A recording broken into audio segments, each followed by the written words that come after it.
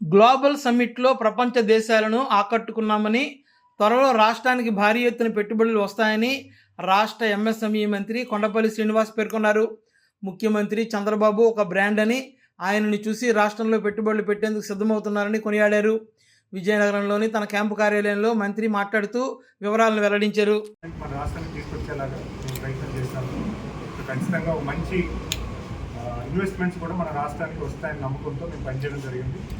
అలాగే జర్మనీ దేశంలో కూడా ఫ్రాంక్ఫర్ట్లో కూడా ఒక మంచి తెలుగు డయాస్పోరా వాళ్ళు కలిసి వాళ్ళ ద్వారా అక్కడ ఉన్నటువంటి ఛాంబర్ ఆఫ్ కామర్స్ కానీ అక్కడ ఉన్నటువంటి ఇండియన్ కౌన్సిల్ కానీ కలిసి ఒక మంచి వాతావరణం ఇన్వెస్ట్ అంటే మన రాష్ట్రం ఎటువంటి సపోర్ట్ ఇస్తున్న విషయం అనేది మేము చెప్పుకోగలిగాం. ఖచ్చితంగా పాజిటివ్ ఎన్విరాన్మెంట్లో మీకు మంచి జరుగుతుంది తెలియజేసుకుంటూ, మరి అలాగే రాష్ట్రంలో ఉన్నటువంటి మన స్త్రీశక్తి మీటింగ్ అనంతపూర్లో ఒక మంచి మీటింగ్ జరిగింది.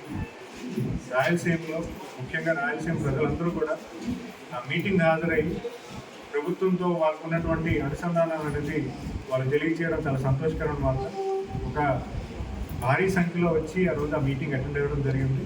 అంటే ముఖ్యంగా గౌరవ ముఖ్యమంత్రి గారు, అలాగే ఉప ముఖ్యమంత్రి పవన్ కళ్యాణ్ గారు, అలాగే మా యువ నాయకులు లోకేష్ గారి పరిపాలన ఖచ్చితంగా మన రాష్ట్రానికి ఒక మంచి భవిష్యత్తు కల్పిస్తుందన్న నమ్మకంతో వారందరూ కూడా పెద్ద ఎత్తున సంఘీభావం తెలుపుతూ మీటింగ్ అటెండ్ అయ్యి విజయవంతం చేశారు.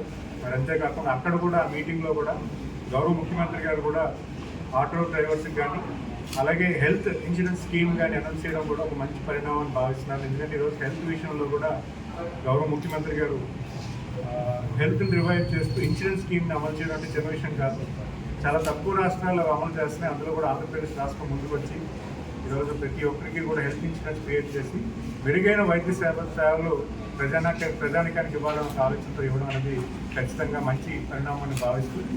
మరి అంతేకాకుండా ఈరోజు ప్రతిపక్ష నాయకులు కూడా చాలా విమర్శలు చేస్తున్నారు. ఈరోజు హాస్పిటల్ విషయం కూడా చెప్పడం చాలా హాస్యాస్పదమైంది.